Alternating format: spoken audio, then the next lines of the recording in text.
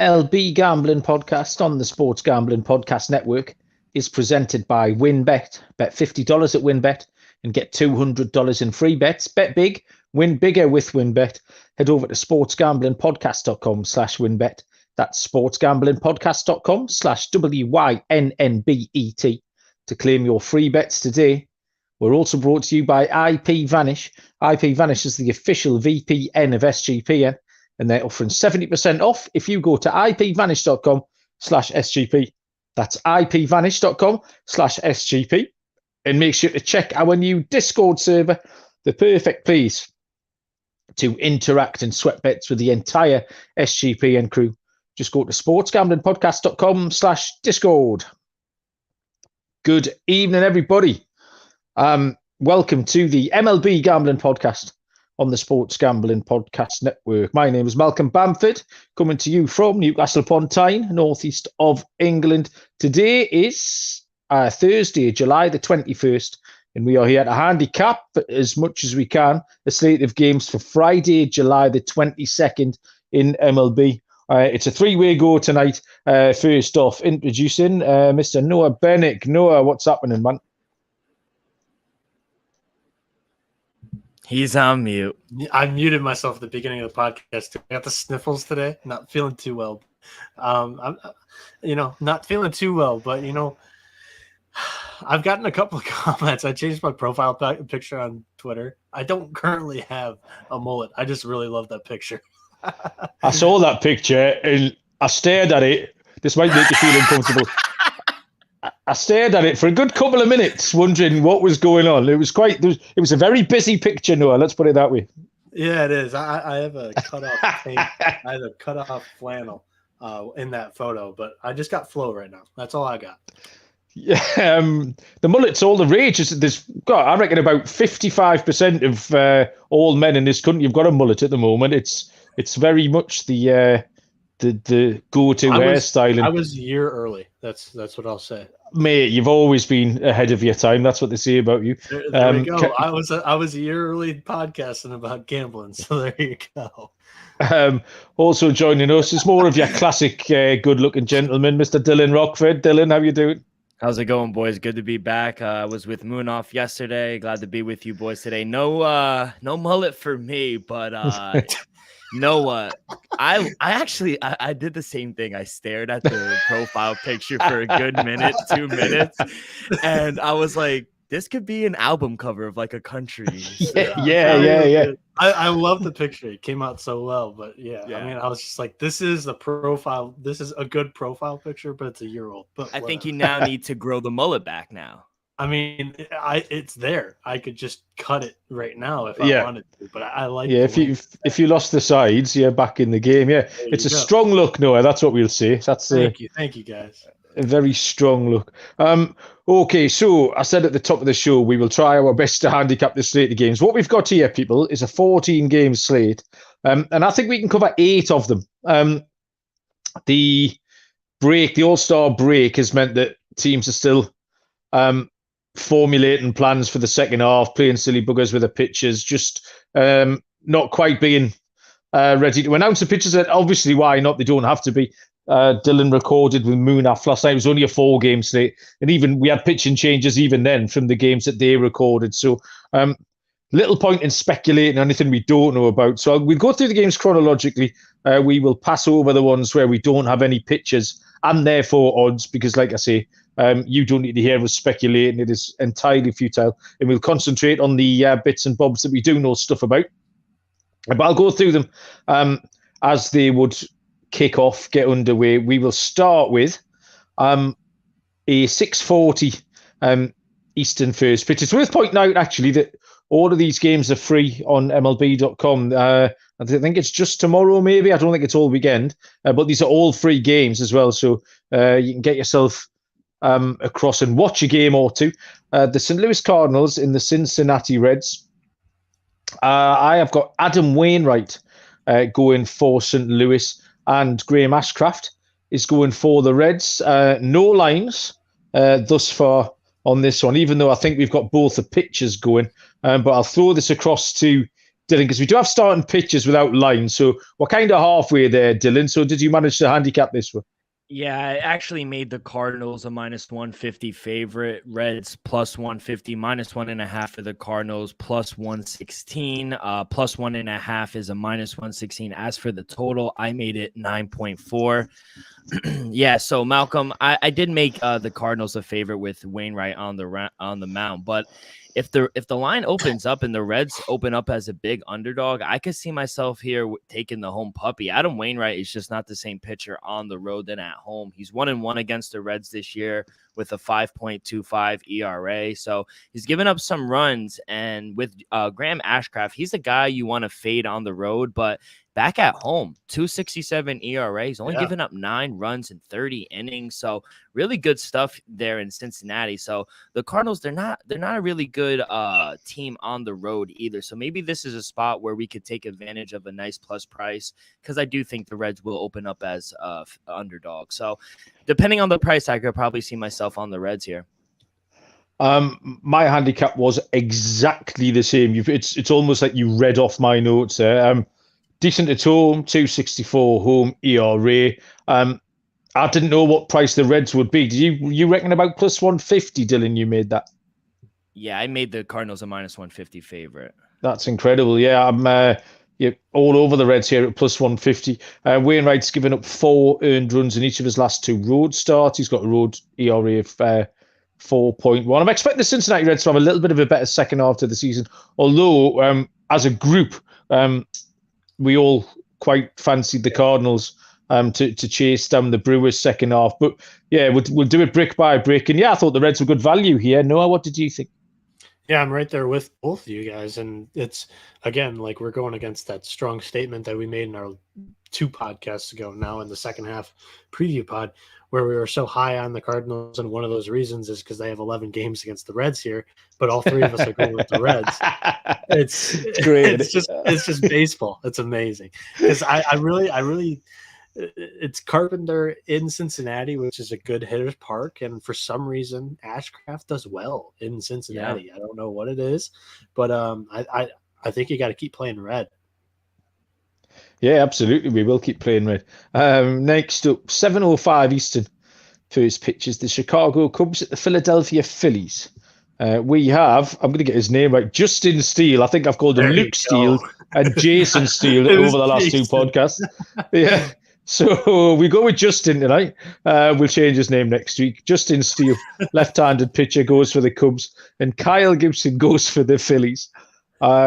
I do have some lines on this one. The Cubs are plus 115. The Phillies are minus 136. The total here is set at 9. And Noah, you can take on the Cubs at the Phillies. This wasn't my game, was it? Yes. Was it? Yeah, I think so. Is it? I don't know. I think so. I'll take it if you can. Can you take it? Yeah, I got you. I give you the Phillies here, Malcolm. I actually made them a much heavier favorite. I made the Phillies all the way at minus 170. So I am kind of surprised to see them at a minus 135. It's kind of a short favorite. So this is going to be a strictly fade on the Cubs and Justin Steele. The Cubs, they've lost 9 of their last 10 games. They got lucky. They beat the Mets one time going into the break. And Steele, he's lost 3 straight starts on the road. So Phillies, they're coming off sweeping the Marlins. So I think they continue to roll here at home. I'm going to trust a better team and a better pitcher in Gibson. So give me the Phillies here at home. I'll add to what he said. Steele, he's lost his last 3 straight. And on the road in Philadelphia, the Cubs, they're 1-5 in their last 6 games. They're 2-9 straight up against Philadelphia in their last 11 games. No, you see, I'm all in with Steele. He's been my guy now for about a month or more. 2.98 ERA in his last 7. I think his last start at Milwaukee gave up 1 earned run over 6 2/3. Steele's been kind to me over the last month or so. So I feel like I owe him a little bit of faith here. I did enjoy Gibson's last outing. He pitched well last time. So all of that led me to this under. I think the total will be at 9. I've got a little feeling, having watched the first game of the doubleheader tonight between the Astros and the Yankees, a game in which me and Dylan landed our lock of the day. Might I just add? The bats might just take a day or two just to sharpen up again a little bit. The pitchers will be on the same rest, pretty much the same 5 days. So I think the pitchers could just be a little bit ahead of the hitters as well. So yeah, under 9, I think. So yeah, Steele's. People look at his numbers superficially and are happy to fade him, but he's been going all right lately. So I'll take the under 9 on this one. Maybe next first 5. Do you like the Cubs? No, they can't score any runs. I think first 5 under if you want. It's good. It could be nothing. It could be 1-0 Philly after 5. But yeah. So if they can't score any runs, are we taking Philly? I'm taking the under. What's wrong with you? For God's sake. Clothy as you boys. 7:10 Eastern first pitch is the San Diego Padres at the New York Mets, which is Yu Darvish against Max Scherzer. Really nice looking pitching matchup, this one. Good looking game. Find these lines for you. San Diego are plus 154. The Mets are minus 185. Total error is low, 6.5. Darvish is 8-4, has a 3.41 ERA, has pitched 108 and 1/3 with 100 strikeouts. Max Scherzer is 6-1 with a 2.22 ERA, 69 and has pitched 90 strikeouts. Darvish has been better lately, 3.55 ERA in his last 5. He's been worse on the road, but I think that is his general form was worse at the time when he was pitching those road games. I don't think it's a genuine split. I just think it's a form thing. He was out of form. He's come back into a little bit of form. So I'm not unduly worried about that road form. He's faced the Mets once this season, pitched 7 scoreless innings, so positives there. Max Scherzer has just been lights out his last 5 games. 1.41 ERA is 2-0 over that span. Again, as I've just mentioned, I think the SPs might be a little bit ahead of the rusty bats. Now, 6.5 is incredibly low. Shop around, there's got to be a 7 somewhere. You'll find a 7. I'd lean the Mets, but minus 185 is a little bit prohibitive. But I'll happily take the under. And I actually thought you could parlay those 2 things. I could take New York Mets to win, and the score going under might be a decent play in this one, even though it's a little bit exotic for us. Dylan, your New York Mets. Yeah, I do. I'm just laughing at Jeff's comments because I do owe him an article. But yeah, I do like the Mets here with Scherzer on the mound, but I'm going to attack the total. I'm going to go a different way. I know we have 2 good pitchers here, but I think we've gone a little too far. I made my total 7.8. So I think we see some runs in this one. 4 out of the last 5 games between these 2 clubs have gone over this number. And maybe you could get away from it. I just can't get away with how bad Yu Darvish is on the road. He's not the same pitcher that he is at home. So I'm going to fade him. I think both teams are able to score some runs. 6.5 is way too low. I'm going to go over here. Noah? Yeah, I think I'm going to resort to a team total on the Mets. I do think maybe the bats come out a little bit slower, but I think the Mets play much better at home than on the road, like we've known. And Scherzer, I don't think there's any question in his form right now. And like we mentioned, Darvish is a little bit worse on the road than at home. Jeff Fox is in the chat. Jeff Fox spends a good portion of his week researching British terms of abuse that he can call me on Slack. He just, for no reason other than he enjoys it. So I'll wake up in the morning just to a volley of abuse with some new words and terms that Jeff's used. So he's so running there. He just called me a tosser just for the sake of it. So yeah, that's one of Jeff's hobbies. Insano likes the first 5 under there in the Mets game. So nice to see everyone interacted in the chat box, even if they are abusing me. Love to see it. 7:05 Eastern first pitch is the Miami Marlins at the Pittsburgh Pirates. It's Braxton Garrett, the lefty, goes for the Marlins. This is a TBD for Pittsburgh. No pitcher, no odds. I am happy to pass this over. Brubaker or Thompson. You've got what? Brubaker or Thompson? That's just my gut. I think it's either Brubaker or Thompson. I thought it was Katana. They're both ready. So they're both rested. Brilliant. That's about as much use as a glass eye, that information, boys. So we will gloss over that one. We've got nothing else to tell you. 7:05 Eastern There you first go. pitch. That's what we're doing here. It's like, why even talk about them? You know. Well, you guessed 2 pitches, which is entirely unhelpful in itself. And then Dylan threw a third one in. So 3 pitches, none of which we fucking know if that's true or not. And we're still talking about it. But Sanders just pointed out that the 38 inning scoreless streak for Miami. That's incredible. I mean, that's probably lasted over a week now as well, with a little break in between. Malcolm, this is the team that we were talking about. They're just banged up right now. They don't have any starts. This was their sleeper game because they do have most of them back. The only one that is still out is Jazz. But this was a team that throughout that inning scoreless streak they were just banged up. John Bertie's been out as well, so they had Joey Wendell leaning off tonight, and Bertie is having a bit of a career season in terms of the stolen bases. He somehow managed to wangle himself on base occasionally and then just takes off. But without that was one of their tactics to get the odd 1 or 2 runs that they used to get home, and now they can't even do that. So yeah, it's a bit of a mess, all things told. 7:05 Eastern is the New York Yankees at the Baltimore Orioles.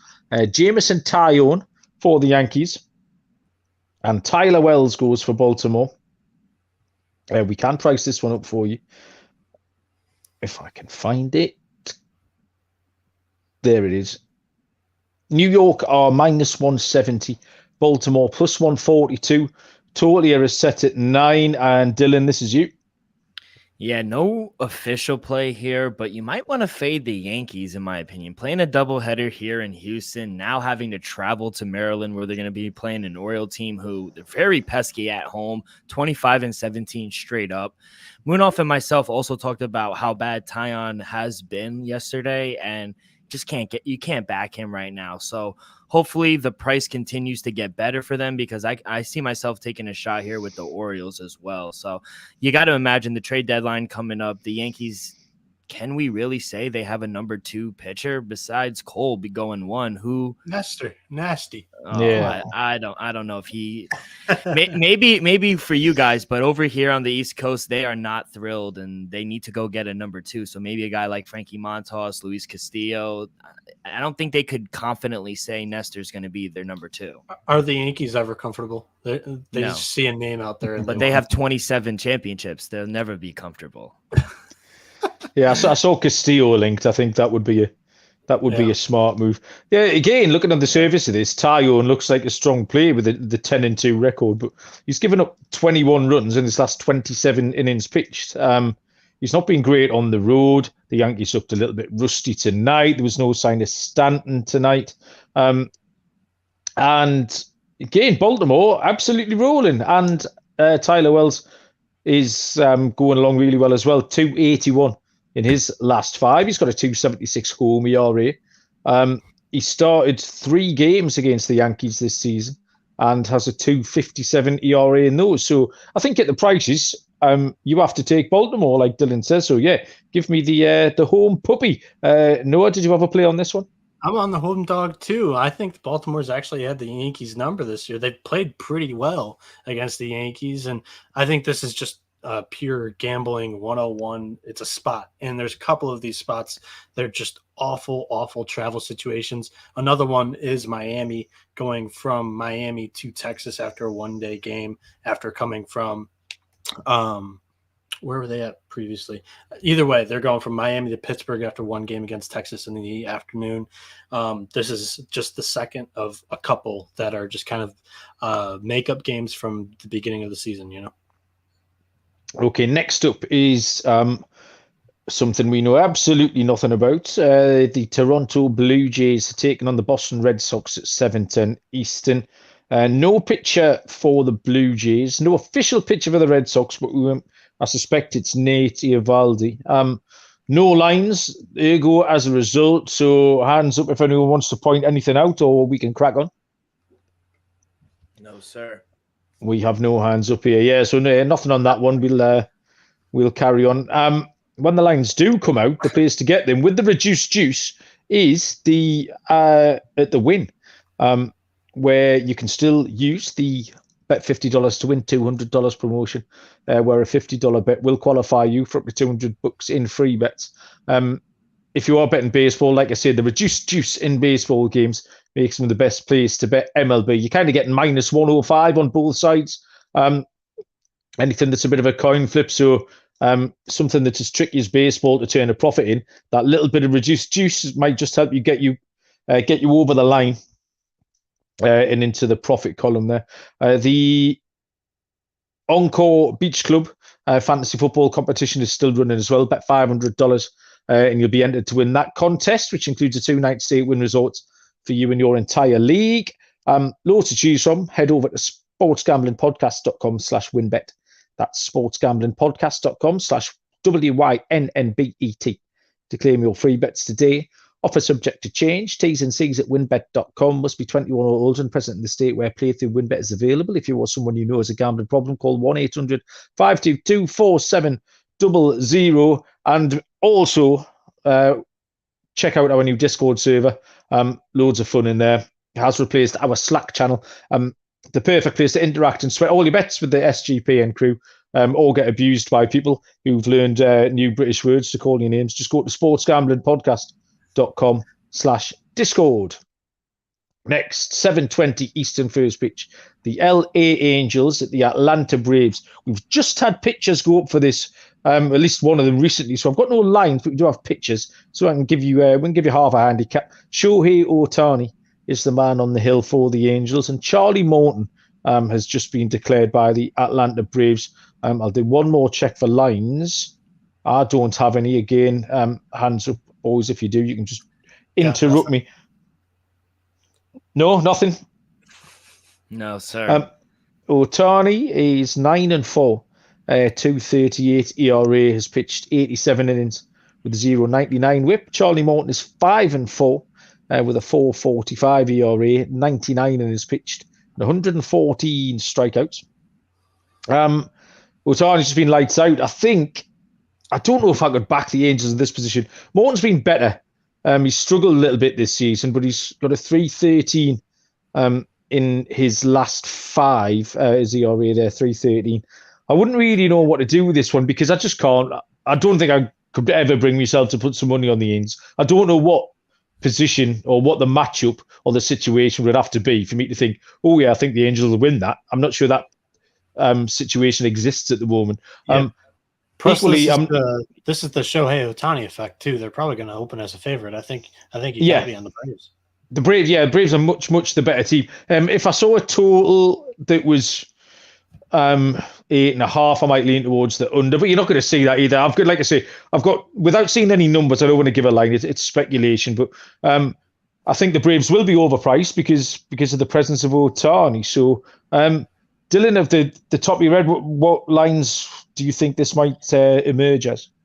You got to. I agree with Noah. I think they might open up either a small favorite or close to a pick 'em just because based off his name. But there's no way I could bet the Angels right now. They're broken, and even as bad as Uncle Charlie has been, I gotta back the Braves here at home. So hopefully we could get plus price with them, but I doubt it. I think as soon as the lines open, everyone's gonna hammer the Braves. I don't know. Is Mike Trout back?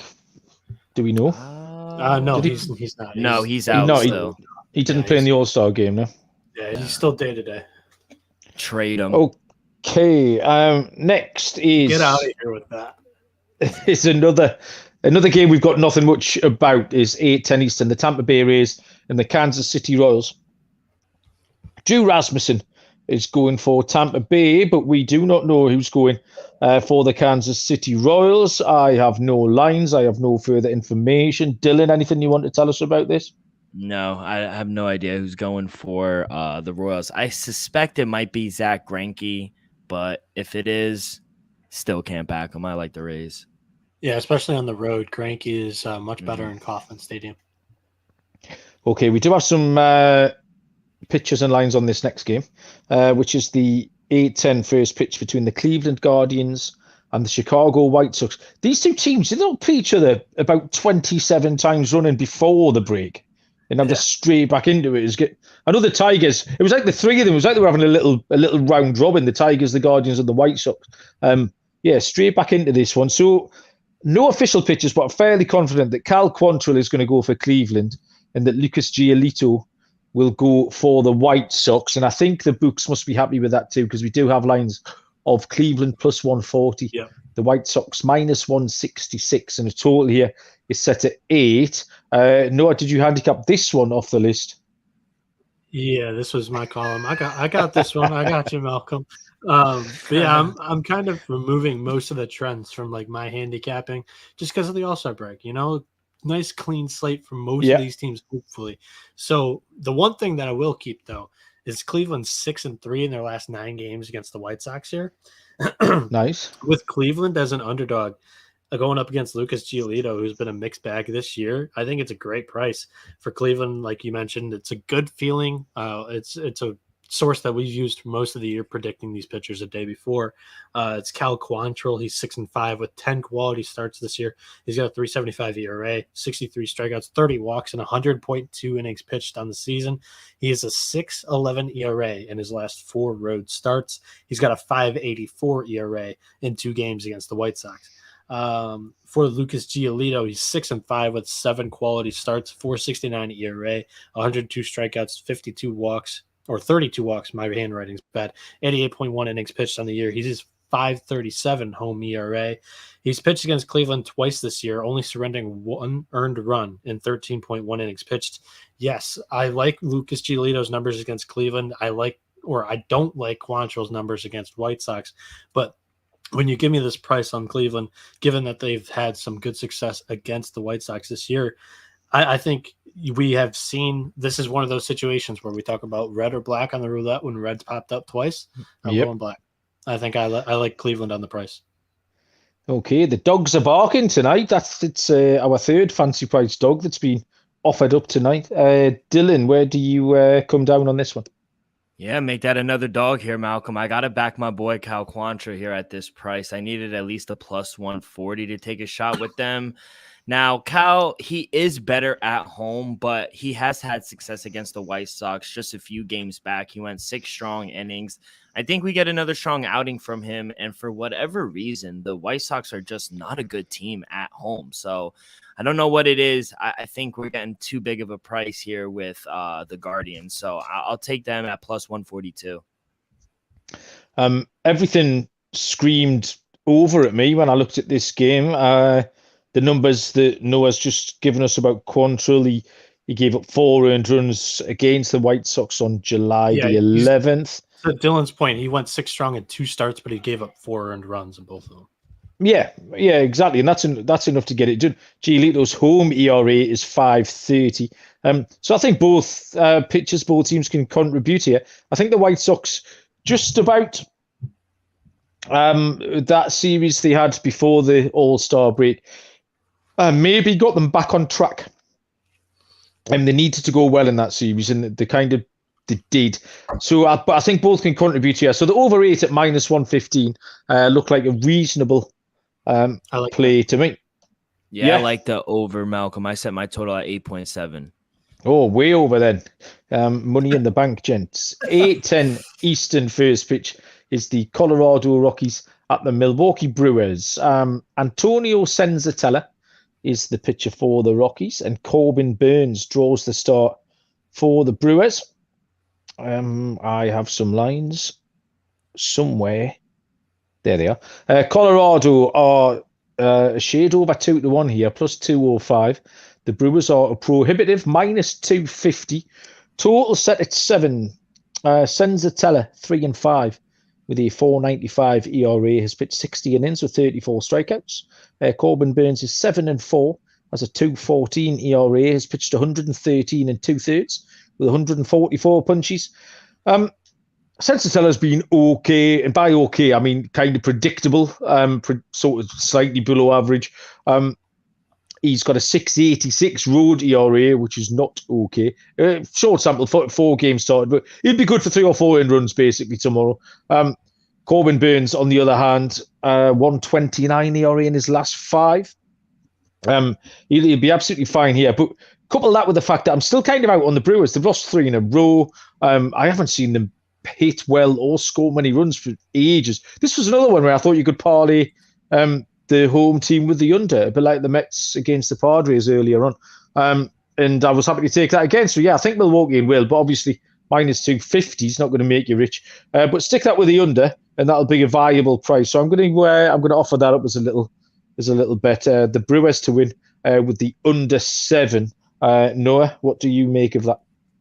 I don't have much analysis on this game. I like the under as well. But what was the total that you gave out on the White Sox Guardians? I think it moved. 8. Okay, 8. Yeah, that's what I have. I thought I saw it 8.5 earlier, but yes, it's going down. I like the over there. Absolutely, yeah. Dylan, Rockies at Brewers.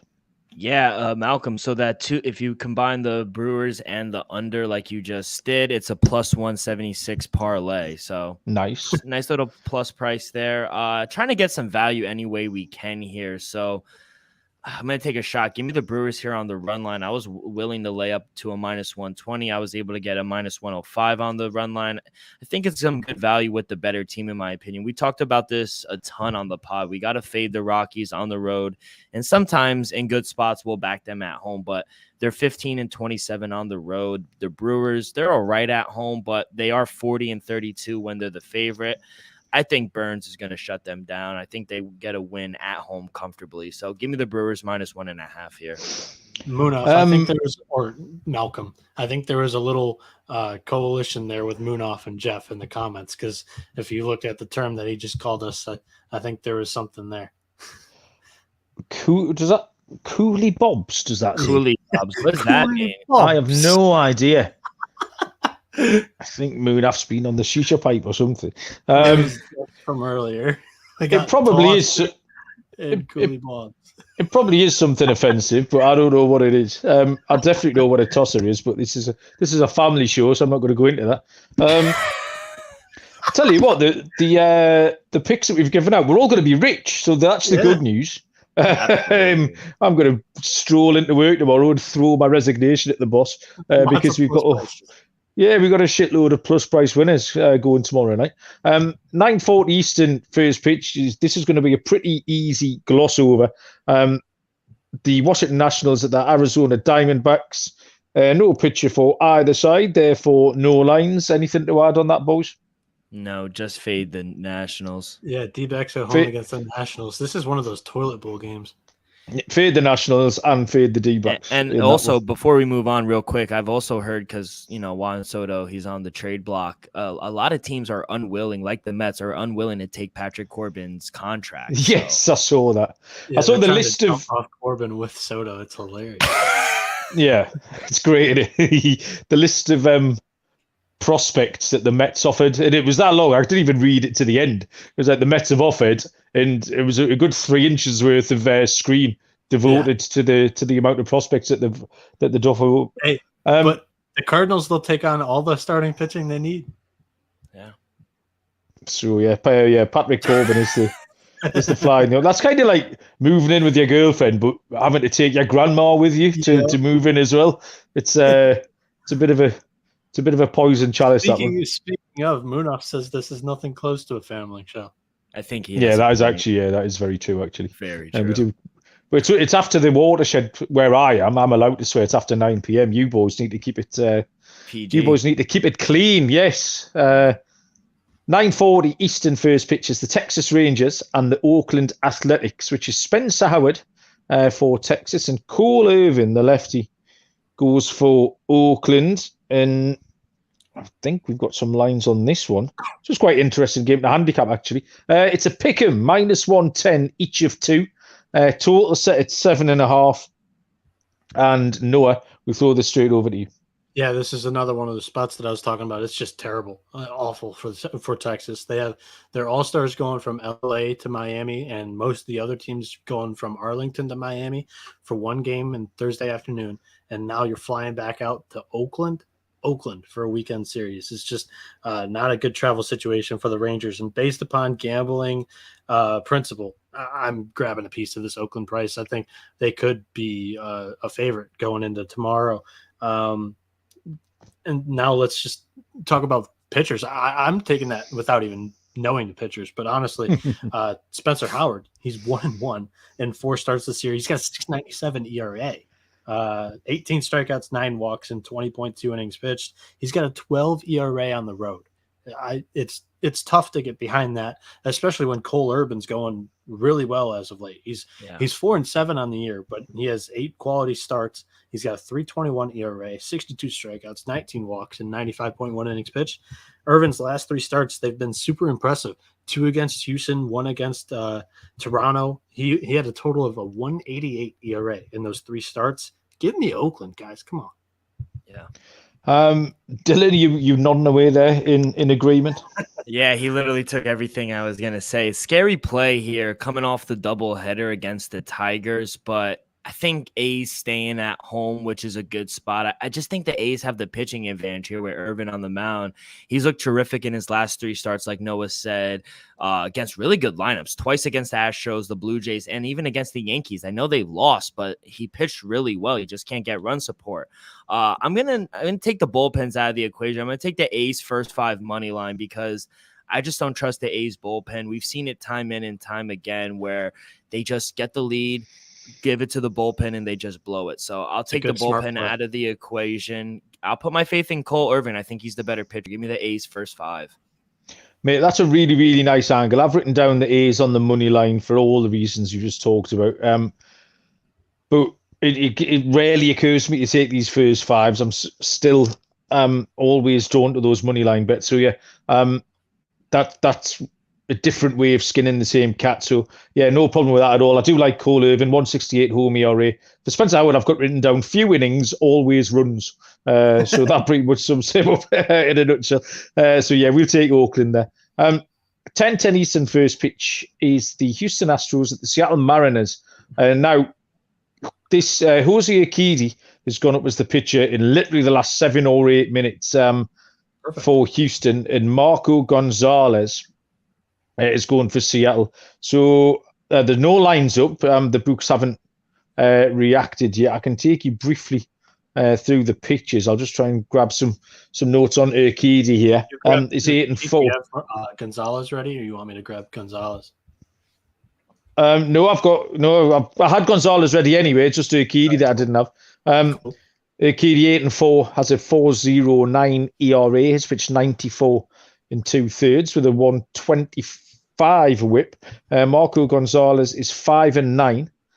He has an ERA of 3.50. Has pitched 100 innings and 1/3, and has a whip of 137. Didn't get much further. Well, I didn't get any further. In fact, handicapping this game because I didn't know who I was handicapping. So I can reveal that it's going to be Urquidy for the Astros. But after that, not much else from me on this one. Anything, boys?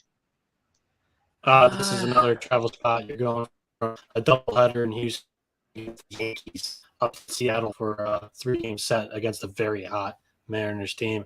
I'm kind of leading Mariners, and I was leading Mariners before Houston even announced the pitcher.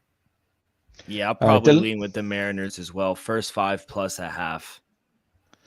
I don't think the Mariners are going to have a very good second half of the season. They're just hot right now. Absolutely. Well, yeah, that was last week. I got there's no right now, is there? Playoffs. There's no such thing as right now. Yeah, absolutely. Dylan's down here. Yeah, I'm not having it. Okay, one more game. Again, not much. We've got a missing pitcher on this one as well. So it's the San Francisco Giants at the LA Dodgers. Logan Webb, we know, will go for the San Francisco Giants. The Dodgers is TBD, but I know, Dylan, you and Moon have handicapped Urias last night for the Dodgers. It turns out Mitch White is going to go, which you'd think means Urias is going to go tomorrow. However, you think it might be Tyler Anderson off his standard 5 days. So it's got a long story short. We've got no odds, and I have no opinions on that one at all. Noah, the Giants at the Dodgers, any thoughts? Double checking injury report because the last thing today, like last minute before the game started, the Tigers put Bo Brisky onto the IL. So I'm just checking to see if Urias was like a late decision. No, he's still healthy. So it's either probably Urias or Anderson, both left-handed pitchers. We'll have to get on the lefties. Dylan, anything to add on this one? No, just some interesting thing that the Giants, they won all 3 games when they were home against the Dodgers. Dodgers won all 3 games when they were home. They all covered the run line. So you got to imagine the Dodgers would open up here. I don't expect them to open up a big favorite because Logan Webb is having a really good year. Maybe a -130, -135. You got to think maybe around there. I think that we see a small total like 7.5. So those are just early predictions that I think the lines will open up at. Yeah, you're absolutely. I don't think I've seen a Giants game this year where the line hasn't been 7.5. It's just a standard Giants line. Doesn't matter who they're playing. 100%. Yeah, because the pitching's okay and they don't score many runs.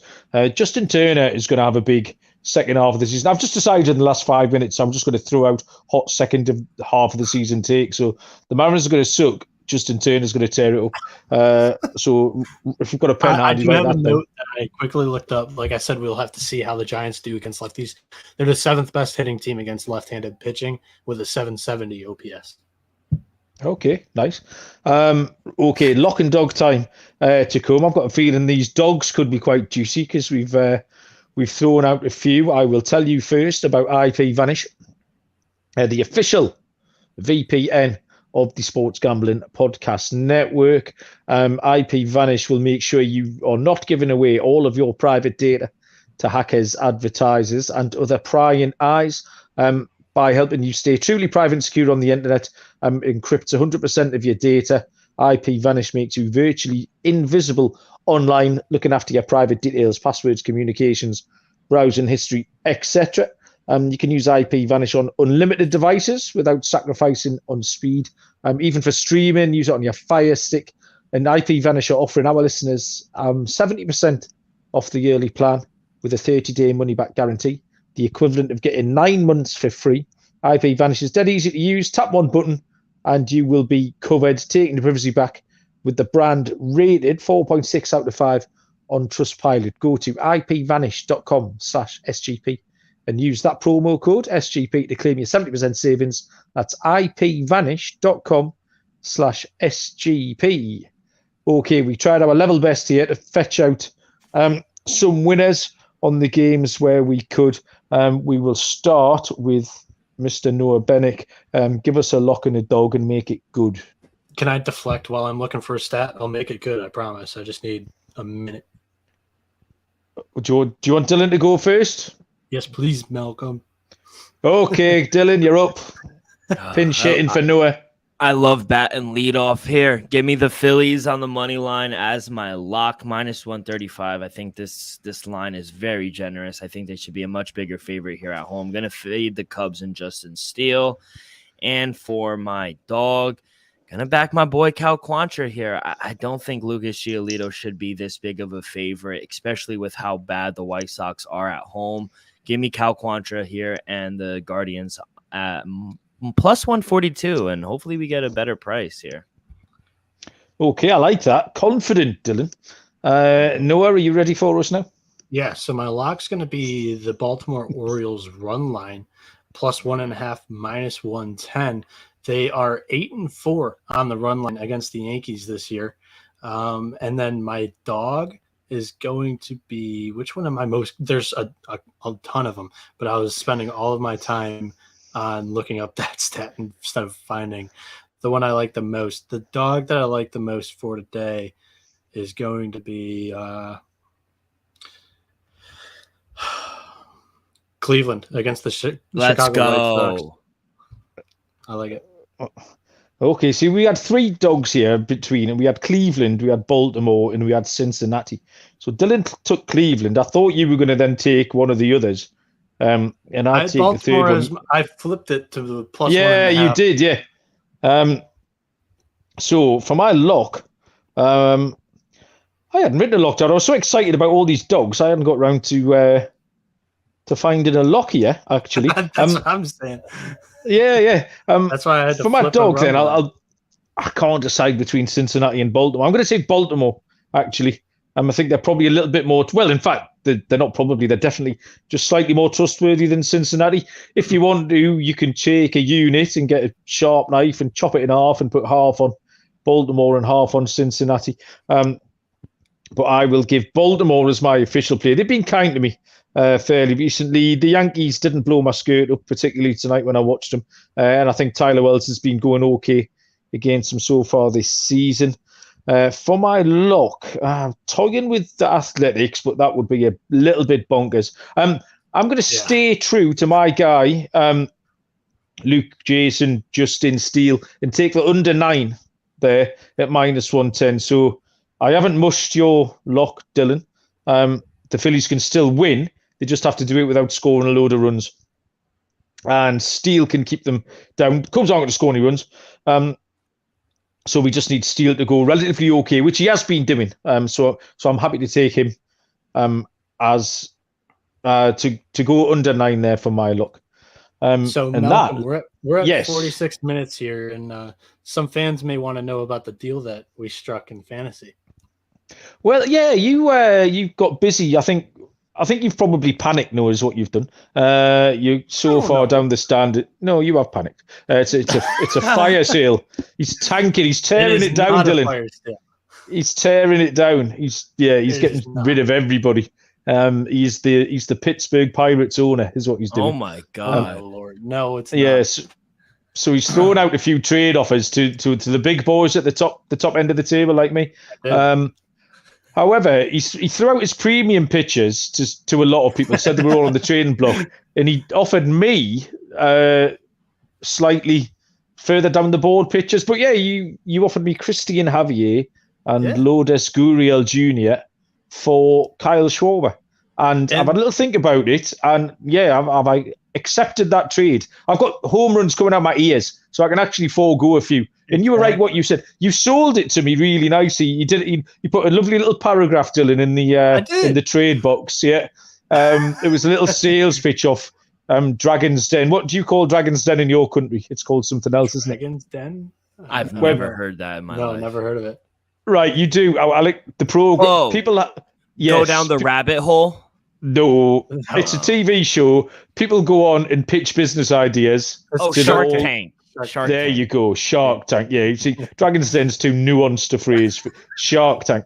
Jesus. So yeah, he made a little Shark Tank pitch to me, and I invested.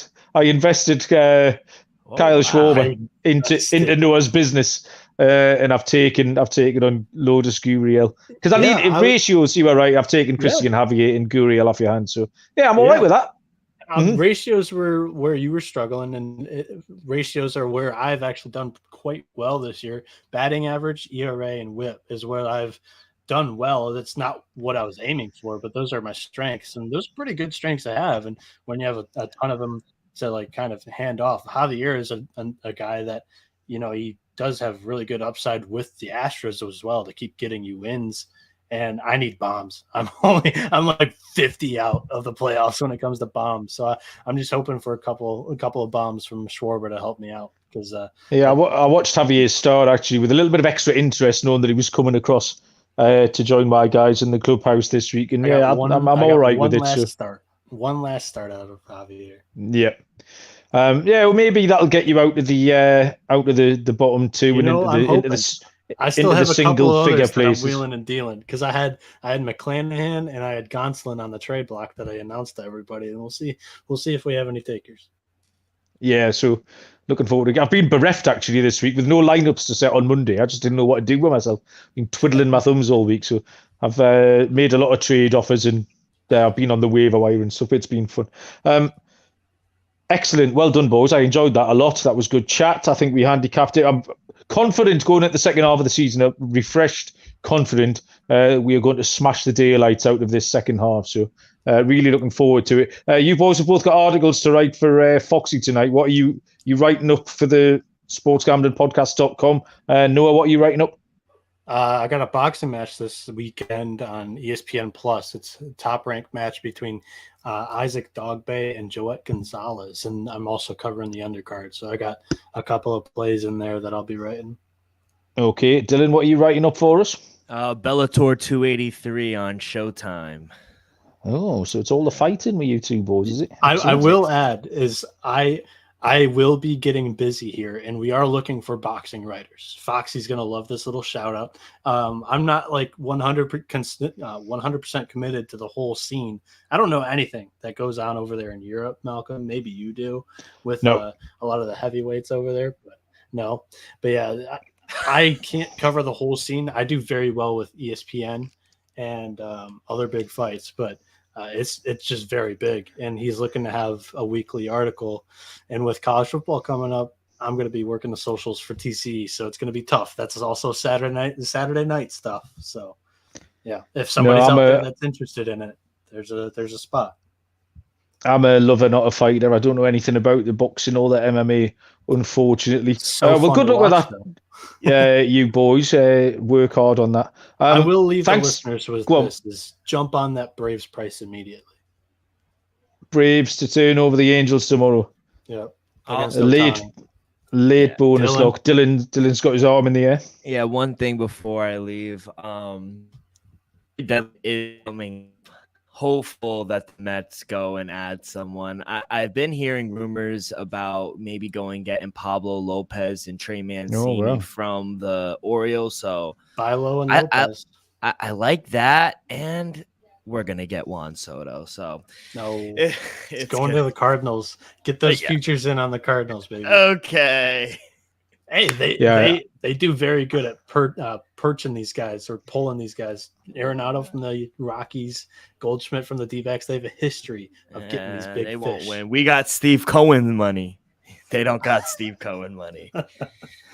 That is true. Okay, that's an argument for another day, gents. Thanks everyone for listening. Thanks everyone for joining in. The Discord, remember, get across there where you can have as much chat as you like.